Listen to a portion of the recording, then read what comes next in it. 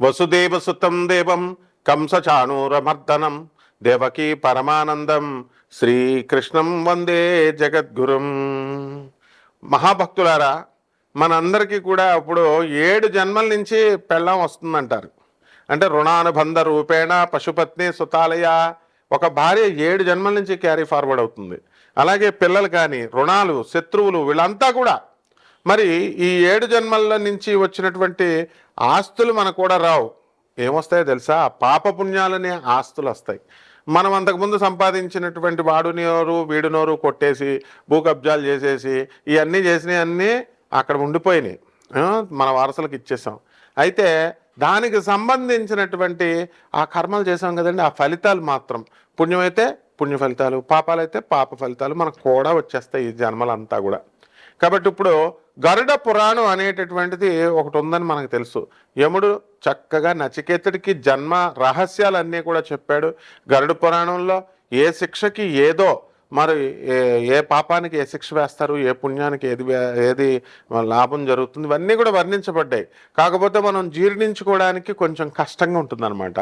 ఇప్పుడు చూడండి, మనకి లాస్ట్ 7 జన్మల నుంచి మనం కనుక తీసుకుంటే కనుక మనము భార్య అనేటటువంటి ఆవిడ ఎందుకు వస్తుందంటే మనకు పాపం సేవ చేస్తుందండి. పాపం మనం వాళ్ళ చేత సేవలు చేపించుకున్నాం, అందువలన ఆమె భార్య రూపంలో వస్తుంది. పిల్లలు ఎవరండి? అప్పులు ఎగ్గొట్టేసాం మనం, అప్పులోళ్లే మన పిల్లలు. అందుకే వాళ్ళని శుభ్రంగా చదివేస్తాం, బ్రహ్మాండంగా పెంచుతాం, పెద్ద చేస్తాం. వాళ్ళకి అన్నీ ఇచ్చిన తర్వాత మనకి చితి పెట్టించుకుంటాం వాళ్ళ చేత. ఆ మధ్యలో వాళ్ళు ఏం చేస్తారండి? భార్య పిల్లలు వచ్చిన తర్వాత వాళ్ళు ముందుకు వెళ్ళిపోతారు వాళ్ళు. కాబట్టి ఇది తప్పు కాదండి, ఇది ప్రకృతి ధర్మం. ప్రకృతి ధర్మం ఏంటంటే ముందు చూపు చూడాలి. ముందు వాళ్ళకు పుట్టినటువంటి సంతానాలు చూస్తారు, కానీ వెనక్కి చూడరు. వెనకగా వాళ్ళ తల్లిదండ్రులని, వాళ్ళని, తాతల్ని వాళ్ళ చూడరు అనమాట. కాబట్టి మనము ఎవరి అయితే మనము ఈ ఈ యొక్క స్త్రీలని మనం అవమానిస్తామో అటువంటి వాళ్ళు పేడలో పురుగుగా పుడతాడని గరుడ పురాణం చెప్తుంది.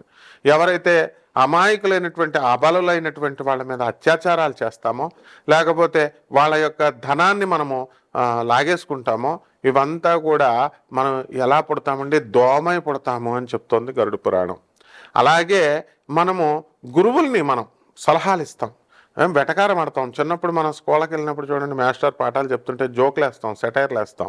అలాగే ఇప్పుడు నేను వీడియోలు చెప్తున్నానండి, నా మీద కూడా సెటైర్లు వేస్తారు కదా, సరదాగా కామెంట్స్ అవి పెడతా ఉంటారు. అంటే మంచిగా చెప్పకపోతే మీకు ఏమండి మీరు కోటీశ్వర్లు అయిపోతారండి, ఏమండి మీరు చాలా గొప్పవాళ్ళు అయిపోతారండి అంటే అప్పుడు పెడతారు.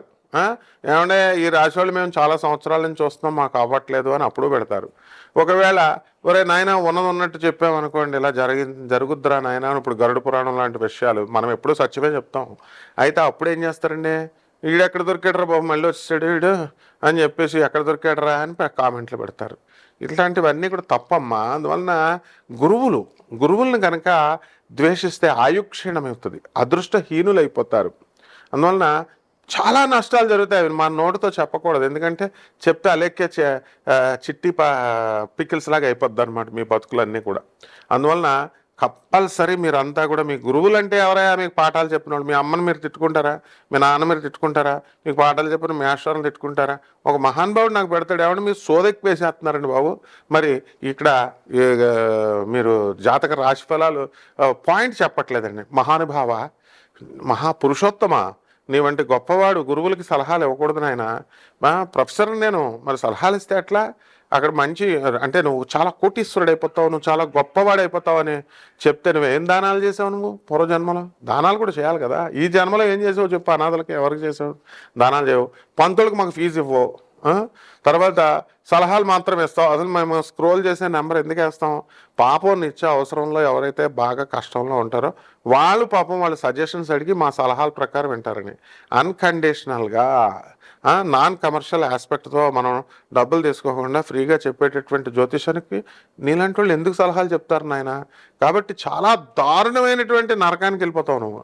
ఎంత అంటే మామూలుగా వ్యాధి, ఆ జ్యోతిష్యాన్ని కానీ, గురువుని కానీ, వైద్యుడిని కానీ ఎవరైతే ద్వేషించినా, వాళ్ళకి సలహాలు ఇచ్చినా వాళ్ళంతా ఏమైపోతారో తెలుసా?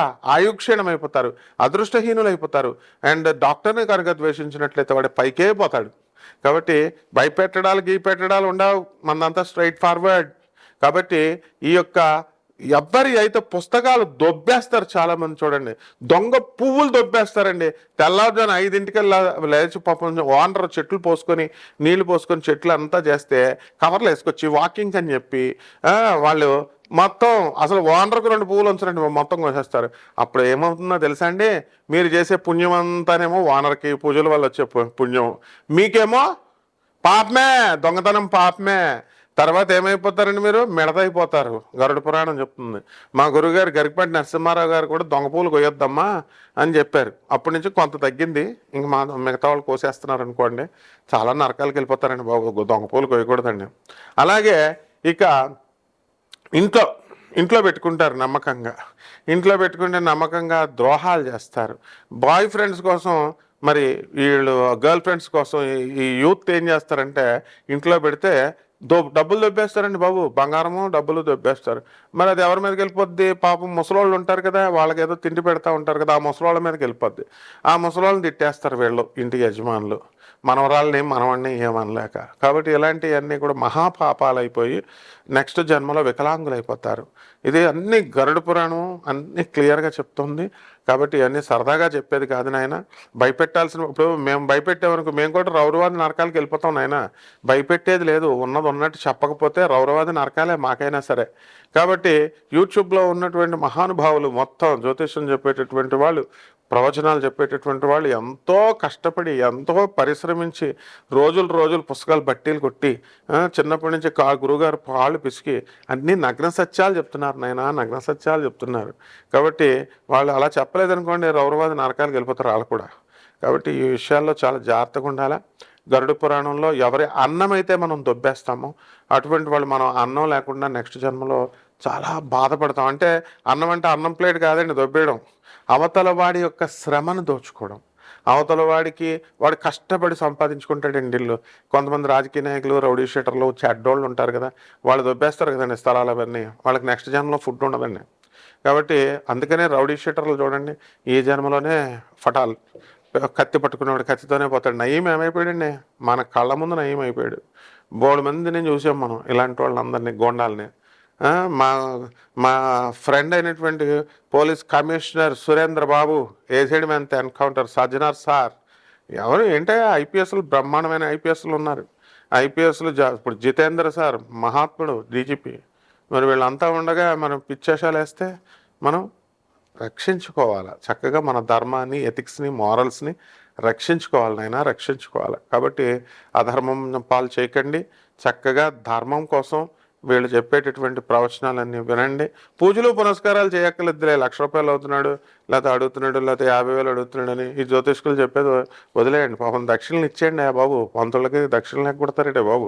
ఎవరైతే పంతులకి దక్షిణలు ఎగ్గొడతారో, ఎవరైతే జ్యోతిష్కులకి దక్షిణలు ఎగ్గొడతారో వాళ్ళకి ఏమొస్తుందో తెలుసా? గరుడ పురాణం తీసి చదవని చూస్తాను. బ్రాహ్మడు చెప్పేది వినకపోయినా. బ్రాహ్మడు అంటే ఏంటండి? బ్రాహ్మణి క్యాస్ట్ కాదండి బాబు. బ్రాహ్మణ్ అంటే బ్రహ్మజ్ఞానాంతో బ్రాహ్మణ.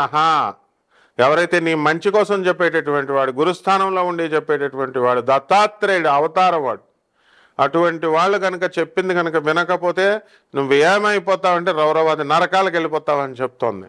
రౌరవాది నరకం అంటే అల్టిమేట్ అనమాట. ఇంకా ఇవన్నీ నరకాలు ఉన్నాయండి లేవండి అని వితండవాదం చేసే వాళ్ళకి ఈ జన్మలో లాస్ట్ రోజులు కూడా అవసరం లేదు. స్టార్టింగ్లో పెరాలసిస్ వచ్చేస్తుంది. గరుడ పురాణం అంటేనే అంతేనండి బాబు, భయం భయం భయం. అందుకే ఇంట్లో గరుడ పురాణం ఎవడో పెట్టుకోడు. దానికి భయం వేసి ఏంటి తప్పులు చేయాల్సి వస్తుంది. తప్పులు చేస్తే ఈ శిక్షలను గరుడ పురాణంలో ఉంటుంది. కానీ అందుకని ఏం చెప్తారు, సెంటిమెంట్ కింద. ప్రజలు చాలా తెలివైన వాళ్ళు కదా, ఏమన్నా బాబు చచ్చిపోయిన వాళ్ళు చచ్చిపోతారు, గరుడ పురాణం ఇంట్లో పెట్టుకోకూడదని అంటారు. నో, దానికోసం కాదు. ప్రతి వాడి ఇంట్లో కూడా గరుడ పురాణం పెట్టారు. It is like an IPC section, Indian penal code లాంటిది. మరి అలాంటిది మీ దగ్గర ఉండాలి. కంపల్సరీ గరుడ పురాణం తెచ్చుకోండి, మీ ఇంట్లో పెట్టుకోండి. దీని ప్రకారం ఈ పూర్వజన్మల కర్మల ప్రకారం మనందరం చేసినటువంటి 7 జన్మలని తీసుకుందాం. మరి దాని యొక్క ప్రభావాలన్నీ కూడా ఈ రాశుల మీద నక్షత్రాల రూపంలో, మళ్ళీ అలాగే ఈ యొక్క గ్రహాల రూపంలో మనకి చూపిస్తాయి. ఈ 2025వ సంవత్సరం అంతా కూడా ఇవి మనం చేసినటువంటి పాపాలను బట్టి ఏ రాశుల వాళ్ళని ఎలా ఇబ్బంది పెడతాయి అన్నది మనం ఈ వీడియోలో తెలుసుకుందాం. ఒక్కొక్క రాశికి విడివిడిగా చూడండి. కన్యారాశి వారండి, ఈ రాశి వారికి మనం గత 7 జన్మల పాపాలు ఈ కన్యారాశి వారిని ఎలా పీడిస్తాయి అనేటటువంటి చూద్దాం. చాలామందికి నడువు నొప్పులు వస్తున్నాయి, వెన్నుపూస నొప్పులు వస్తున్నాయి, మోకాళ్ళ నొప్పులు వస్తున్నాయి, ఇవంతా కూడా పూర్వజన్మ కృతం పాపం రోగరూపేణ పీడిత అన్నారు. కాబట్టి చాలా జాగ్రత్తగా మనము ఈ రోగాల బాధ నుంచి మనం రక్షించుకోవాలండి. అలాగే ఈ కన్యా రాశి వారికి మనకి బుధ, శుక్ర, రాహు, శని గ్రహాలన్నీ కూడా మనకి మీనరాశిలో ఉండడము, ఆ తర్వాత మే 30 తర్వాత 2025 సంవత్సరంలో రాహు మనకి శని కుంభరాశిలోకి రావడం జరుగుతుంది. అప్పుడు కేతు కన్య నుంచి మనకి ఈ యొక్క సింహరాశిలోకి వెళ్ళడం జరుగుతుంది. అండ్ కుజుడు చక్కగా మనకి లాభస్థితిగతుడై నీచపట్టి ఉన్నాడు. అలాగే గురుడు మనకి భాగ్యస్థానంలో ఉన్నాడండి, ఆయన మిథున రాశిలోకి వస్తున్నాడు. తర్వాత కర్కాటక రాశి సంచారం చేసి మళ్ళీ కూడా వెనక్కి వెళ్తాడు. సో ఈ గ్రహస్థితులన్నింటినీ కూడా మనం పరిశీలన చేసుకున్న తర్వాత మనము ఈ కన్యా రాశి వారికి అందరికీ కూడా ఏం జరుగుతుందండి అని అంటే, మనకి శుభాలు జరుగుతున్నాయి, ఆదాయాలు పెరుగుతున్నాయి, తర్వాత జీతబత్యాలు పెరుగుతున్నాయి. మరి మనకి జీతాలు బాగా పెరిగినప్పుడు ఏమవుతుందండి, సరదాగా తాగాలనిపిస్తుంది. మరి గాంధీ జయంతి, శ్రీరామనవమి ఇలాంటి పండగల్లో వైన్ షాపులన్నీ కూడా మూసేస్తారు. కాబట్టి అది కూడా పూర్వజన్మకృత పాపమే. అందువలన మనం ఏది బాధపడకూడదు, శుభాలు జరిగితే శుభాలు, లేకపోతే లేవు అన్నట్టు ఉండాలి, న్యాచురల్గా బతకాలండి. అండ్ నెక్స్ట్ మళ్ళీ ఈ యొక్క ఈ కన్యా రాశి వాళ్ళు భార్యాభర్తల మధ్య కొట్లాటలో జరుగుతున్నాయండి. వాళ్ళ కొంచెం అన్యోన్యత కొంచెం తగ్గింది, అటువంటి వాళ్ళు పెరగడానికి అవకాశాలు ఉంటాయి. ఇప్పుడు గురుబలం పెరుగుతుంది. కాబట్టి జాగ్రత్తగా మనం ఈ రైతులు చూసామనుకోండి, ఈ రైతులంతా కూడా కాస్త పరిస్థితి అనేటటువంటిది మే 30 తర్వాత మనకి రైతుల పరిస్థితి బాగుంటుంది. మంచి మిరపకాయ పంట ఇలాంటి పంటలు అన్నీ కూడా బ్రహ్మాండంగా పడతాయి. ఏమండి, సినిమా యాక్టర్లు వాళ్ళ పరిస్థితులు బాగుంటాయి. అండ్ మీడియా రంగంలో ఉన్నటువంటి వాళ్ళు, టీవీ సీరియల్స్ ఇలాంటి కళాకారులు మొత్తం అంతా కూడా కళాత్మకంగా వాళ్ళ జీవితాలు ఉంటాయన్నమాట. ఈ యొక్క కన్యారాశి వారికి పూర్వజన్మకృత పాపాలు ఉంటాయి కదండి. పాపాలు మనం ఇప్పుడు ఏమండి, మీరు ఎప్పుడైనా ఒకటి గుర్తుపెట్టుకోండి, మనకు సుఖాలు వచ్చినాయి అనుకోండి, మనం సంతోషించకూడదు. సుఖాలు వచ్చినప్పుడు బాధపడాలా, అండ్ కష్టాలు వచ్చినప్పుడు సంతోషించాలి. ఇందులో చాలా పెద్ద రహస్యం ఇది. మా గురువు గారు అయినటువంటి పురాణ పండిత రాధాకృష్ణమూర్తి గారు చెప్పేవారు ఏంటంటే, కష్టాలు కనుక వస్తే కుంతీదేవిని అడుగుతాడట కృష్ణుడు, అత్తా నీకు కష్టాలు కావాలా, లాభాలు కావాలా, మంచి సుఖాలు కావాలా అని. కష్టాలు ఈ స్వామి, కష్టాలు ఇస్తే నేను నిన్ను అస్తమానం తలుచుకుంటాను. నీ అండ ఎంత కొండంత బలం కృష్ణుడి అండ మనకి. అది కోరుకోరేటండి పిచ్చోళ్ళు, నాకు సుఖాలు కావాలా, బ్రాందీ షాపులు కావాలా, ఏంటండి ఇదంతాను. కాబట్టి అవేమో కట్టిపడేస్తారు గవర్నమెంట్, గాంధీ జయంతి, శ్రీరామనవమి. కాబట్టి మనం జాగ్రత్తగా చక్కగా ఇదంతా కూడా చేసుకోవాలా మంచిగా. ఈ పూర్వజన్మ క్రొత్త పాపాల వల్ల ఈ మానవ జన్మ వచ్చింది. ఇప్పుడు దేవతా జన్మలు ఎత్తాలండి మీరు. కాబట్టి దానికి చెప్తుంటే మీరు సోది ఎక్కువ చెప్తున్నారు, పాయింట్లు చెప్పట్లేదండి అంటే, వ్యక్తిగత జాతకాలు వేరుంటాయి నాయన, ఇది రాశి ఫలాలు. కాబట్టి వ్యక్తిగత జాతకాలు ఎవరైతే ఉన్నారో అటువంటి వాళ్ళంతా కూడా రండి, తర్వాత చక్కగా ఫ్రీగా మేము చెప్తాం, నాన్ కమర్షియల్ బేసిస్తో చెప్తాం. అంతేగాని మీరు సలహాలు ఇస్తానికి ఇప్పుడు 40 సంవత్సరాలు నేను నా గురువుల్ని కాళ్ళు పిసికాను, మీరు పిసికారా? నేను మాస్టర్, మీరు మాస్టరా? ఏదో 4 శని గుడిలో ఉన్నాడు, మూడో ఇంట్లో ఉన్నాడు అంటే సరిపోద్దని నేను చెప్తున్నానండి. గురుడి యొక్క వేగం ఎంత చెప్పు, వేగం విలువ నేను చెప్తాను 3/5/6 అని. దాన్ని ఏ యూనిట్స్లో మనం కొలుస్తాం చెప్పు, తర్వాత నాకు సలహాలు ఇద్దు. కానీ ఇలాంటివి చేయకూడదమ్మా. గురువు కోపం వచ్చిందనుకో ఎదగలేవు, అదే గురు చండాల యోగము. తర్వాత నెక్స్ట్ ఈ రాశి వారికి అందరికీ కూడా కన్యా రాశి వాళ్ళకి మనకి పరిహారాలు ఉంటాయండి.